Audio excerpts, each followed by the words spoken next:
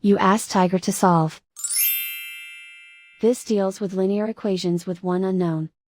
The final result is n equals 2. Let's solve it step by step. Simplify the expression. Group like terms.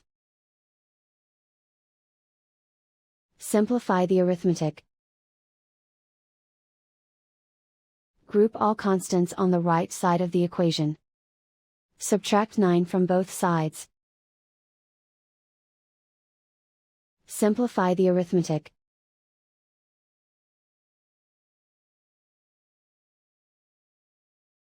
Isolate the n. Divide both sides by 2. Simplify the fraction.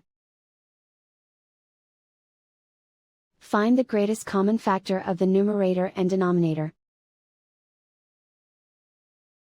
Factor out and cancel the greatest common factor. And so the final result is n equals 2.